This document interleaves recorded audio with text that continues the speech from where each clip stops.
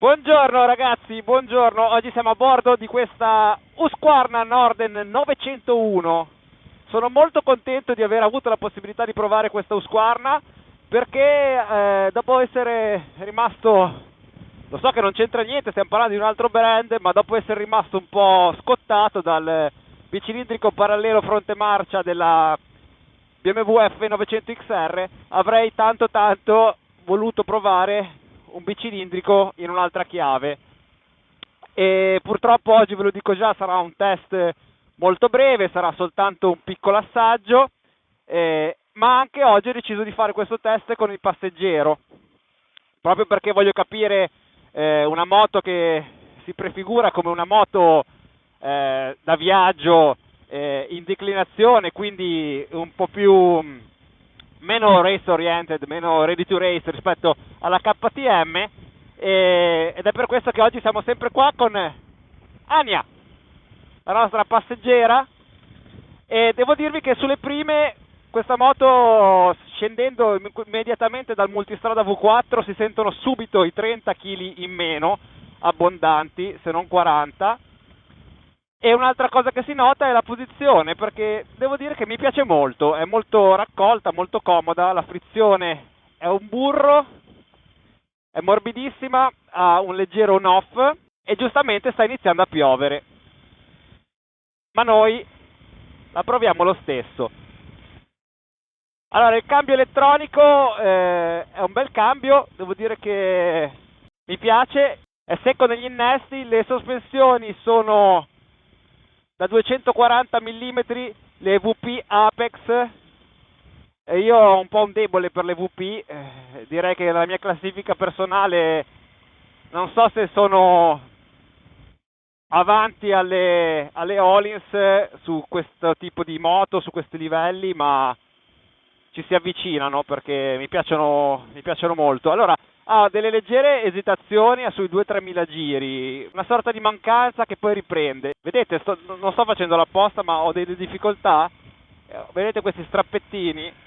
Ho delle difficoltà a dare il gas costante a 2-3 mila giri. La manopola del gas è molto sensibile, il gas, ha poco freno motore, è abbastanza stretta fra le gambe. Le Pirelli Scorpion STR, abbiamo il 21 davanti, misura 90. No, il cambio elettronico vi confermo che si usa molto bene, e il 21 comunque confermo che per quanto mi riguarda, adesso ne ho provate un po' di moto col 21, ma non è per me la scelta ideale per chi fa come me, soltanto asfalto.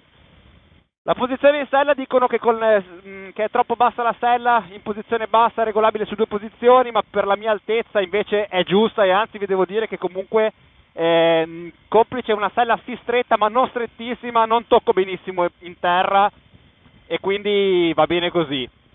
Le gambe non sono troppo raccolte. Motore ha una bella progressione e gira rotonda questa moto, è rassicurante sicuramente, è anni luce avanti a moto tedesche dello stesso prezzo, anche se un millino in meno, ma è tutta un'altra qualità di guida questa moto, ragazzi, ve lo scrivo. Controllo di trazione regolabile in mappa Explorer, disponibile extra pagamento, regolabile su 9 livelli, scarsa protezione aerodinamica, questo cupolino fumé non può essere omologato più alto e quindi è consigliato un cupolino sicuramente trasparente ma più alto rispetto a questo. Allora, come comfort di guida mi piacciono molto queste sospensioni, e anche la sella ha una buona imbottitura, è un pochino larga, è vero, sì, ma ha una buona imbottitura, il manubrio è stretto, è una bella moto che mi piace proprio tanto.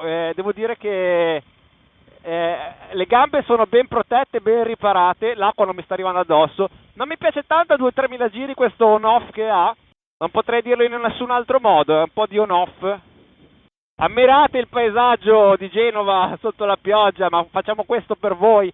E tra l'altro ringraziamo BM Moto che ci ha dato in prova questa Husqvarna nuova di Trinca.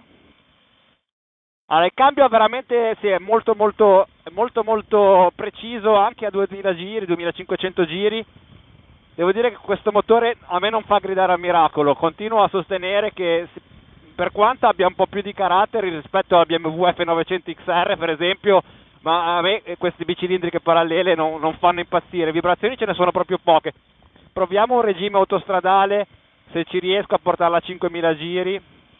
Volevo provare sui 5000 a sentire le vibrazioni, ma mi sembra che vibri veramente poco.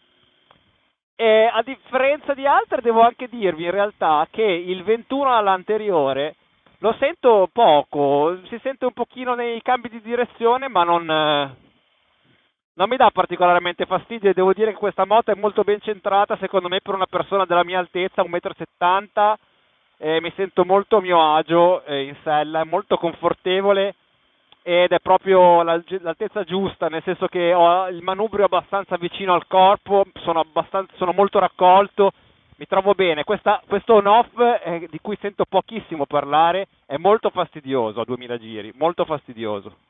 La sospensione posteriore è ben controllata, non è per niente secca, in due è tarata giusta. Adesso io non so se rispetto ad altre moto provate, ma no, perché mi sembra proprio più controllata. Mi sembra proprio più controllata, è una bella taratura, mi sembra bilanciata molto bene fra anteriore e posteriore a me. Allora, altre cose che mi sono dimenticato di dirvi sono vabbè, le leve, che sono in una posizione un po' troppo alte per me, calore se ne percepisce proprio poco, un pochino qualcosina alle caviglie arriva, freno posteriore è abbastanza incisivo, è modulabile il freno posteriore e la frenata c'è. Ringraziamo ancora una volta BM Moto, ringraziamo invece me stesso che ho scoperto che posso registrare l'audio con l'interfono. L'ho scoperto dopo 10 video che faccio, vabbè, meglio tardi che mai. Non è proprio il massimo provare una moto nuova che non si conosce sul bagnato, però fa parte delle prove, quindi ci sta. Allora, vi aggiorno sulla mappa, in mappa Rain, devo dire che non c'è più quell'esitazione a 2-3 mila, non c'è. Il motore è molto plafonato e abbiamo anche il parere autorevole del passeggero che dice che la sella è abbastanza rigida ma ci sta comunque molto bene.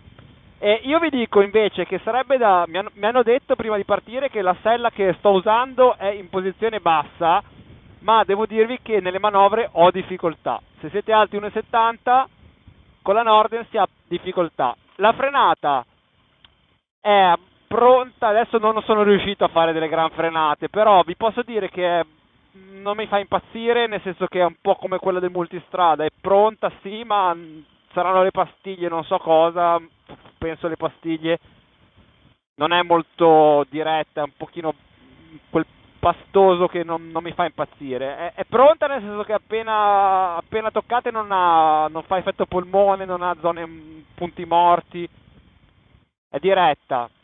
Comunque dicevo che il passeggero ha detto che ci sta bene, le maniglie sono in una posizione corretta, peccato proprio che abbiamo trovato pioggia ragazzi. Però devo dirvi che si sente comunque che è una moto solida, si sente che è una moto... Per Angi questo è un sì, ve lo dico già, e vi dico anche che si sente che è una moto che... cioè, a parte il fatto che abbia un bicilindrico parallelo, che preferirei un motore AV, però 16.000 euro per questa moto io li darei, li vale. E non sentirei dal punto di vista del telaio, certo che è un po' più morbida, e purtroppo non ha le sospensioni semiattive, ma 16.000 euro io per usare questa moto tutti i giorni, farci dei viaggi e tutto, io li spenderei perché non le manca niente, devo dire. È completa di elettronica, il controllo di trazione è regolabile su 9 livelli se comprate anche il pacchetto aggiuntivo. Proviamo qua, sui 5.000 se ce la faccio. Ah ragazzi, poche vibrazioni, però non sono neanche così piacevoli perché non sono quelle belle vibrazioni da pompone. È un motore molto facile, se siete dell'altezza giusta questa moto va bene anche per un neofita. Frizione con 2 dita, fate tutto, cruise control, ABS cornering, Quindi ragazzi, direi che per questa recensione lampo, per la seconda volta, anche da Ania, da Angie e da Ania è tutto. Ciao, saluta. Alla prossima, ciao, metti un like e iscriviti al canale. Ciao ciao.